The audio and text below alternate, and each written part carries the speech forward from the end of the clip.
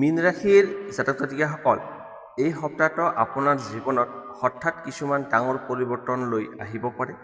18 পৰা 24 মাৰ্চৰ ভিতৰত ভাগ্যই আপোনাক কেতিয়াবা আচৰিত ধৰণে সহায় কৰিব। আনহাতে কিছুমান গুপ্ত শত্ৰুও সক্ৰিয় হোৱাৰ সম্ভাৱনা আছে। ধন, কেৰিয়াৰ, প্ৰেম আৰু স্বাস্থ্য এই চাৰিটা ক্ষেত্ৰত কেনে ফল পাব মীন ৰাশিয়ে? কোনটো দিন হ'ব আপোনাৰ বাবে আটাইতকৈ শুভ আৰু কেনেকৈ এটা সৰু প্ৰতিকাৰে আপোনাৰ ভাগ্য সম্পূৰ্ণ সলনি কৰিব পাৰে? সকলো কথা জানিবলৈ ভিডিঅ'টো শেষলৈকে নিশ্চয় চাওক। আহক তেন্তে আৰম্ভ কৰোঁ। প্ৰথমতে আহিছোঁ আৰ্থিক অৱস্থা। এই সপ্তাহটো মীন ৰাশিৰ বাবে আৰ্থিক দিশত মধ্যমীয়া ফল লৈ আহিব। সপ্তাহৰ আৰম্ভণিতে কিছুমান আকস্মিকভাৱে খৰচ হোৱাৰ সম্ভাৱনা আছে। বিশেষকৈ ঘৰ সংসাৰ বা প্ৰয়োজনীয় কামৰ বাবে ধন খৰচ কৰিবলগীয়া হ'ব পাৰে। কিন্তু সপ্তাহৰ মাজভাগত পৰিস্থিতি অলপ উন্নত হ'ব আৰু আগতে কৰি থোৱা পৰিশ্ৰমৰ ফল কিছুমান আৰ্থিক লাভ বা টকা হাতত অহাৰ যোগো দেখা যায়। যিসকল লোকে ব্যৱসায় কৰে তেওঁলোকৰ বাবে এই সপ্তাহটো নতুন সুযোগ আহিব পাৰে। নতুন গ্ৰাহক বা নতুন কামৰ জগত ধনৰ আগমন হোৱাৰ সম্ভাৱনা আছে। চাকৰি কৰা লোকসকলেও অতিৰিক্ত কাম বা নতুন দায়িত্বৰ জৰিয়তে কিছু আৰ্থিক লাভ পোৱাৰ সম্ভাৱনা আছে। কিন্তু এই সপ্তাহত অপ্ৰয়োজনীয় খৰচৰ পৰা সাৱধান থকা খুবেই দৰকাৰ। বন্ধু বান্ধৱ বা পৰিচিত ব্যক্তিৰ কথাত সহজে নতুন ইনভেষ্ট নকৰিব, নহ'লে পিছত কিছু সমস্যাৰ সৃষ্টি হ'ব পাৰে। সঞ্চয় কৰাৰ চেষ্টা কৰিলে আগন্তুক দিনত ভাল আৰ্থিক স্থিতি লাভ কৰিব পাৰিব। এতিয়া আহিছোঁ কেৰিয়াৰ মানে কৰ্মজীৱন। এই সপ্তাহটো মীন ৰাশিৰ লোকৰ কেৰিয়াৰৰ ক্ষেত্ৰত কিছু নতুন সুযোগ আৰু চেলেঞ্জ দুয়োটাই লৈ আহিব পাৰে। সপ্তাহৰ আৰম্ভণিতে কামৰ প্ৰেছাৰ অলপ বেছি অনুভৱ কৰিব পাৰে, কিন্তু আপোনাৰ ধৈৰ্য আৰু পৰিশ্ৰমৰ ফলত সকলো কাম লাহে লাহে সফলভাৱে সম্পূৰ্ণ কৰিব পাৰিব। চাকৰি কৰা লোকসকলৰ বাবে এই সময়টোত ওপৰৰ কৰ্তৃপক্ষৰ পৰা স্বীকৃতি লাভ কৰাৰ সম্ভাৱনা আছে। আপুনি আগতে কৰা পৰিশ্ৰমৰ বাবে প্ৰশংসা বা নতুন দায়িত্ব লাভ কৰিব পাৰে। কিছুমান ক্ষেত্ৰত প্ৰমোচন বা ভাল সুযোগৰ ইংগিত দেখা যায়। যিসকল লোকে ব্যৱসায় কৰে তেওঁলোকৰ বাবে এই সপ্তাহত নতুন পৰিকল্পনা আৰম্ভ কৰাৰ সুযোগ আহিব পাৰে। নতুন সংযোগ বা নতুন গ্ৰাহকৰ জগত ব্যৱসায় বিস্তাৰ হোৱাৰ সম্ভাৱনা আছে। কিন্তু যিকোনো গুৰুত্বপূৰ্ণ সিদ্ধান্ত লোৱাৰ আগতে ভালদৰে চিন্তা কৰা খুবেই দৰকাৰ। এই সপ্তাহটোত সহকৰ্মীৰ সৈতে সুসম্পৰ্ক বজাই ৰখাটো অত্যন্ত গুৰুত্বপূৰ্ণ, কাৰণ কেতিয়াবা সৰু ভুল বুজাবুজিৰ পৰা সমস্যাৰ সৃষ্টি হ'ব পাৰে। শান্ত মন আৰু বুদ্ধিমত্তাৰে কাম কৰিলে আপোনাৰ কেৰিয়াৰত উন্নতিৰ পথ মুকলি হ'ব। এতিয়া আহিছোঁ প্ৰেম আৰু দাম্পত্য জীৱন। এই সপ্তাহত আপোনালোকৰ প্ৰেম আৰু দাম্পত্য জীৱনত কি পৰিৱৰ্তন দেখা যায়? এই সপ্তাহটো মীন ৰাশিৰ প্ৰেম আৰু দাম্পত্য জীৱনৰ ক্ষেত্ৰত কিছু মধ্যমীয়া অভিজ্ঞতা লৈ আহিব পাৰে। সপ্তাহৰ আৰম্ভণিতে আপোনাৰ মন অলপ সংবেদনশীল হৈ থাকিব পাৰে। সৰু কথাটো আপুনি বেছি চিন্তা কৰিব পাৰে, যাৰ ফলত প্ৰিয়জনৰ সৈতে সামান্য ভুল বুজাবুজি হোৱাৰ সম্ভাৱনা আছে। সেয়েহে এই সময়ছোৱাত ধৈৰ্য ধৰি কথা বতৰা কৰাটো খুবেই গুৰুত্বপূৰ্ণ। যিসকল অবিবাহিত মীন ৰাশিৰ লোক আছে তেওঁলোকৰ বাবে এই সপ্তাহটোত নতুন চিনাকি বা নতুন কাৰোবাৰ প্ৰতি আকৰ্ষণ জন্ম লোৱাৰ সম্ভাৱনা আছে। বিশেষকৈ সপ্তাহৰ মাজভাগত বন্ধু বান্ধৱ বা সামাজিক যোগাযোগৰ জৰিয়তে কোনো বিশেষ ব্যক্তিৰ সৈতে পৰিচয় হ'ব পাৰে। এই পৰিচয় লাহে লাহে প্ৰেমৰ সম্পৰ্কলৈ ৰূপ ল'ব পাৰে। যিসকল আগৰে পৰা প্ৰেমৰ সম্পৰ্কত আছে তেওঁলোকৰ বাবে এই সপ্তাহটোত নিজৰ অনুভূতি খোলাখুলিকৈ প্ৰকাশ কৰাৰ ভাল সময়। আপুনি যদি আপোনাৰ প্ৰিয়জনৰ সৈতে সময় কটাব পাৰে বা সৰু সৰু আনন্দৰ মুহূৰ্ত ভাগ বতৰা কৰে, তেন্তে সম্পৰ্কটো আৰু অধিক শক্তিশালী হ'ব। কেতিয়াবা আপোনাৰ প্ৰিয়জনৰ পৰা অপ্ৰত্যাশিতভাৱে উপহাৰ বা সুখবৰ পাব পাৰে। দাম্পত্য জীৱনৰ ক্ষেত্ৰত এই সপ্তাহটো মোটামুটি ভালেই থাকিব। স্বামী স্ত্ৰীৰ মাজত পাৰস্পৰিক বুজাবুজি থাকিলে ঘৰখনত শান্তি আৰু সুখ বজাই থাকিব। কিন্তু কামৰ ব্যস্ততাৰ বাবে আপুনি যদি পৰিয়ালক কম সময় দিয়ে তেন্তে সৰু মান অভিমান সৃষ্টি হ'ব পাৰে। সেয়েহে চেষ্টা কৰক পৰিয়ালৰ সৈতে কিছু সময় কটাবলৈ। এই সময়ছোৱাত আপোনাৰ প্ৰিয়জনৰ অনুভূতিক বুজিবলৈ চেষ্টা কৰা অত্যন্ত প্ৰয়োজন। কেতিয়াবা আপুনি নিজৰ কথাৰ ওপৰত অধিক গুৰুত্ব দিয়ে, কিন্তু সম্পৰ্ক সুস্থ ৰাখিবলৈ দুয়োপক্ষৰ মতামত সমানভাৱে মূল্য দিয়াটো অতি প্ৰয়োজন। ধৈৰ্য আৰু মৰমেৰে সকলো সমস্যাৰ সমাধান সম্ভৱ।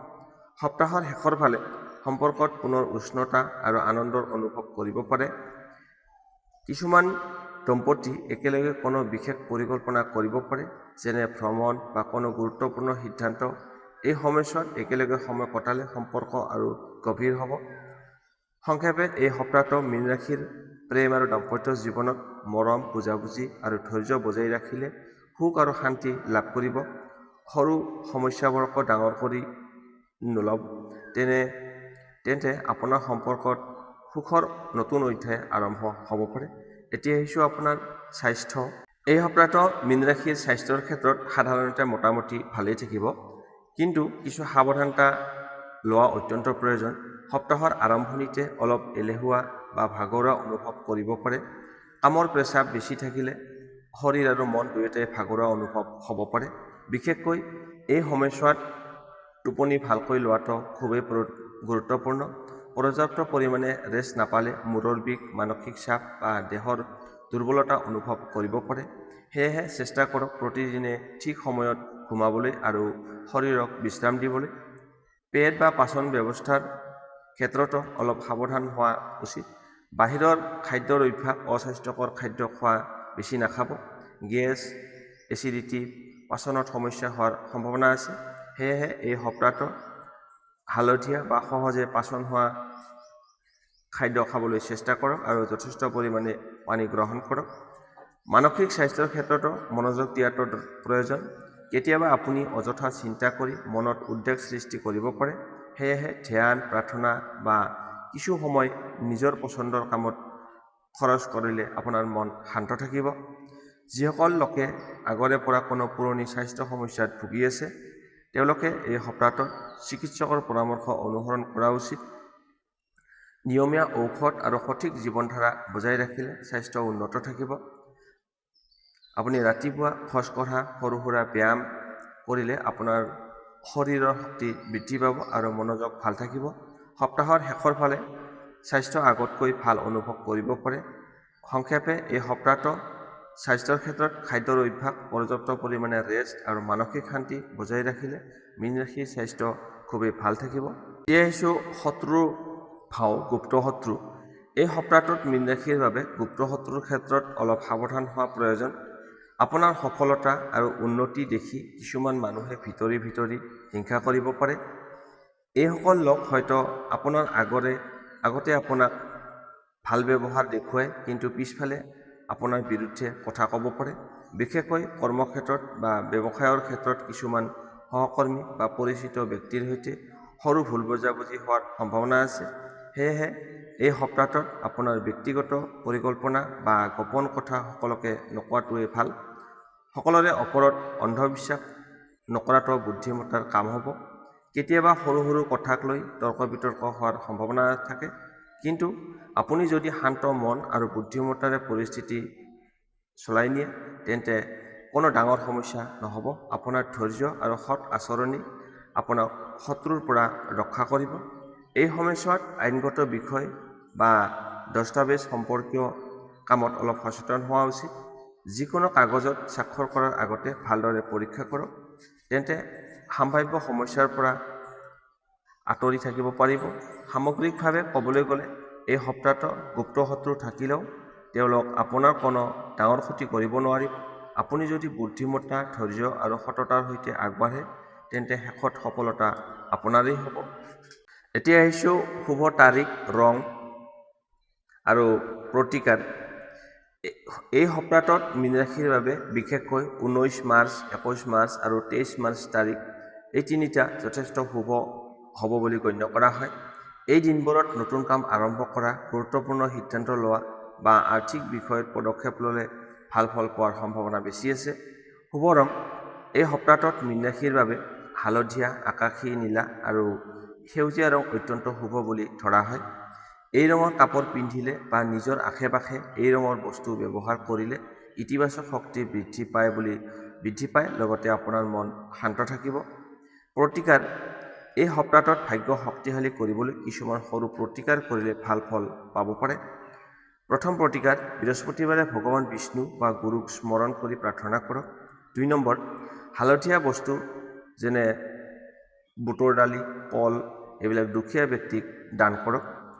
3 নম্বৰ, প্ৰতিদিনে ৰাতিপুৱা ওম নম ভগৱতে বাসুদেৱাই এইটো 21 বাৰ জপ কৰিব। 4 নম্বৰ, মাছক খাদ্য দিয়াটো মীন ৰাশিৰ বাবে শুভ বুলি মনা হয়। এই সৰু সৰু প্ৰতিকাৰবোৰ কৰিলে আপোনাৰ জীৱনত ইতিবাচক শক্তি বৃদ্ধি পাব আৰু বহু বাধা বিঘিনি লাহে লাহে দূৰ হ'ব। মীন ৰাশিৰ জাতক জাতিসকল, এয়া আছিল 18 পৰা 24 মাৰ্চ 2026লৈকে আপোনালোকৰ সাপ্তাহিক ৰাশিফল। ভিডিঅ'টো ভাল লাগিলে নিশ্চয় লাইক কৰিব, চেনেলটো ছাবস্ক্ৰাইব কৰিব আৰু আপোনাৰ মতামত কমেণ্টত জনাব। আগন্তুক দিনৰ নতুন ৰাশিফল পাবলৈ আমাৰ লগত থাকিব। ধন্যবাদ।